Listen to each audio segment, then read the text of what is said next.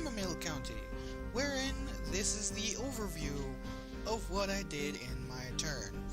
Camomile County is specifically the easier Gnomoria succession game, so I took the time to pretty much do what I did in the other one, which was make a area for our workshops. Now, as you can see, most of the workshops have been placed.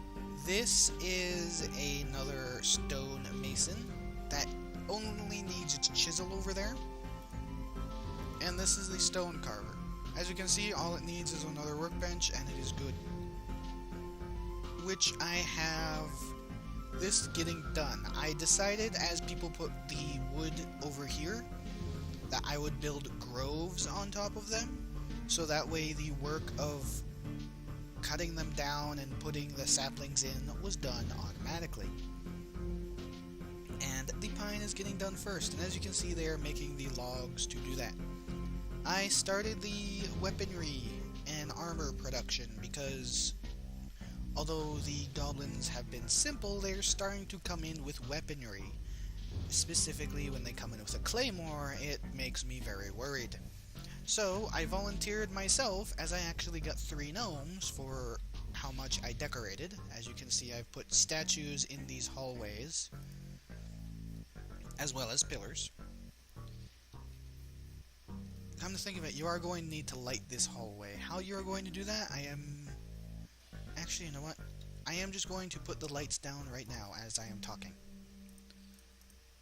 Now, I volunteered myself to be the person who has the fantastic job of being the person to fight and taunt everybody. Now, the problem with that is that I don't actually have any armor. I only have the base armor we started with, which is not entirely the best. So I have him on guard for now. I have his own specific little job already pre-placed in the military. If we go over here and look at these squads, it would be this one. Look at me!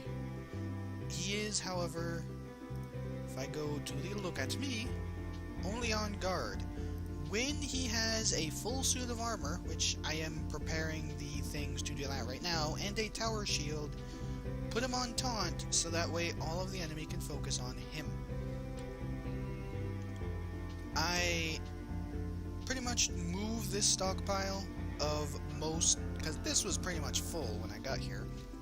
I moved this stockpile of the stone up here, where it is being used. I have the stone cutters making up to 32. This one is making from the bottom of the list to the top, and this one is making from the top of the list to the bottom, so that way, if you're using multiple blocks in a construction, it will always be settled. And they are all stored right over here, where they are going to most likely be used in the stonemason's construction. Over here is the stone carver, and this will be the statuettes. And just put crates on those, and you have plenty of statuettes. If you want, you can even include blocks for them to not have to run around as much, which is probably something you should do, now that I think of it. I think this could just make... Actually, this could probably be the statuettes, because this is the second stonemason. In fact, I'm going to do that right now.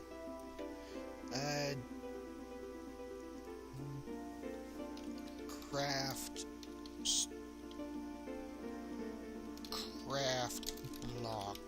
blocks. Okay. So the crafts shall have their blocks over here, and then the other thing shall be over here. Why did I open up workshop? Or I didn't actually open it. And let's see. Way to go! You're still technically playing the game in the overview video. Why don't you just continue playing the game, you loser? But the statuette shall be placed there. As you can see, I hollowed out another area. There is enough here for two sawmills, 2 carpenters, and a wood carver. And I had the idea of going up another floor and doing the other things like the metal and engineering and food stuff. Although perhaps the food stuff should stay down here with the Great Hall and the farm. So probably the metal stuff would be further up in the mountain, whereas this should probably be refined into making a proper kitchen that is not dirt. But as you can see, there is plenty of food, plenty of drink. I traded away most of the statuettes that we currently had at the time to get a bunch of food, because when I came here we had no food, we were very low on drink. So I took the time to specifically do that. I think we should probably get rid of this stockpile, move it somewhere else, and expand the yak pasture, because currently it's only 3, which is not exactly ideal. Could probably even put an apple and orange grove over here, but I'll leave you guys to decide. But other than that, couple goblin attacks, nothing really too major that couldn't be handled. I have a prospector here making dirt into slivers. That is part of the way of how we've gotten so much copper as we do.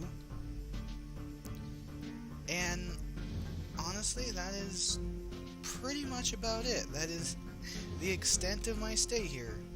Oh, and that's what I forgot to do. I knew I told myself at the start that I wanted to do something, but I didn't do it. I did not actually create any dormitories for the 3 new gnomes that just came in. As you can see, there is already a bed placed in this one. There needs to be a bed placed in this one, and then the rooms need to be continued to make enough space for the 3 new people. And you might want to continue to make another 3 rooms for the gnomes that'll probably come in on your turn. But that is pretty much about it. That is the extent of what I did. So have fun, and please try and don't get me killed, and if you do, just make sure I go down in the most valiant way possible.